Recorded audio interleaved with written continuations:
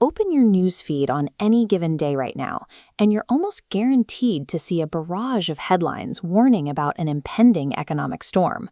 People are deeply anxious, but the signals we're getting are incredibly contradictory. We keep hearing that economic growth is slowing down, yet at the exact same time, national unemployment remains stubbornly low. People are keeping their jobs, but everyone feels like the sky is falling. To make sense of this, economists look at a metric to determine if our economy is expanding or shrinking, gross domestic product, or GDP. This diagram shows the ultimate national receipt. It tallies up every single TV, pair of shoes, car wash, and pizza slice purchased in an entire year, packs all that value into one massive number, and drops it as a single dot on a blank graph.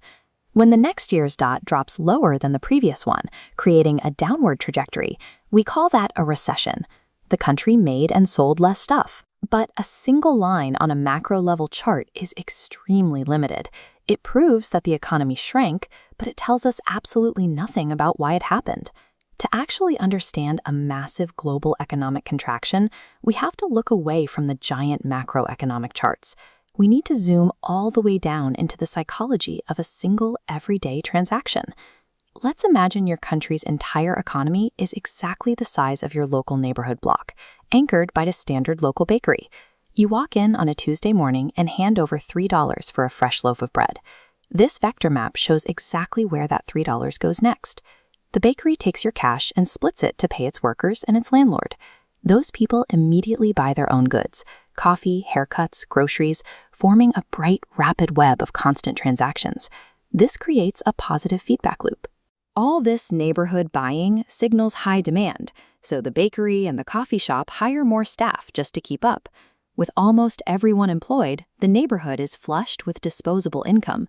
Outside investors notice this buzzing activity and start pouring in capital to fund even more storefronts and even more hiring. That continuous, uninterrupted velocity of money moving from person to person is the literal definition of economic growth. But then an external shock hits the system.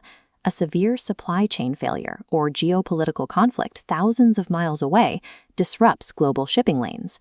Suddenly, the price of imported wheat spikes. Your local baker is forced to absorb that cost, so the price of that $3 loaf of bread quietly creeps up to $4. When you walk in and see that new price tag, your psychology shifts. You realize things are getting expensive, you feel a little uneasy, and you decide to bake your own bread at home to save a few bucks. You just made a perfectly rational personal choice. But the math for the bakery is brutal. Their revenue drops, and to keep the lights on, the owner has to lay off their newest employee. That newly unemployed worker goes home and immediately cancels their discretionary spending. The weekly piano lessons they were taking are cut from the budget.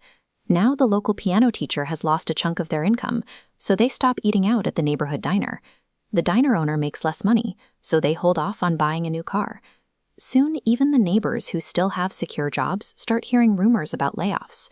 Out of pure caution, they preemptively hoard their cash, canceling vacations and holding back investments. This map shows how quickly the friction spreads. That local anxiety scales up, revealing thousands of interconnected local webs shutting down simultaneously across the country. A national recession is almost never the result of a single failure at the top. It is the aggregate result of millions of simultaneous bottom-up decisions by everyday people prioritizing saving over spending. This is the Federal Reserve Building. Its stoic marble facade is designed to represent a world of objective formulas and institutional control. We use calculus and complex modeling here to manage the flow of money, but the entire structure rests on a foundation of human behavior. When we look at a falling GDP line, we're seeing a record of how millions of people feel about their future. It is a collective gut check translated into data. The 2008 financial crisis showed just how powerful that data can be. This crowd of protesters on Wall Street was the physical manifestation of a localized housing collapse that triggered a massive systemic wave of fear. That fear caused everyday spending to evaporate, driving the economy into a steep dive. Modern capitalism rewards the businesses and investors who make more products and earn higher profits every single year.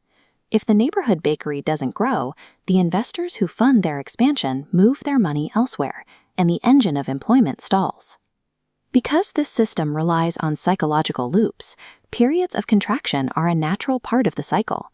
They are built-in features of how we interact with money, not signs that the world is ending. Understanding a recession as a temporary shift in sentiment means knowing that eventually the fear will break, prices will stabilize, someone will buy a loaf of bread, and the system will begin to grow again.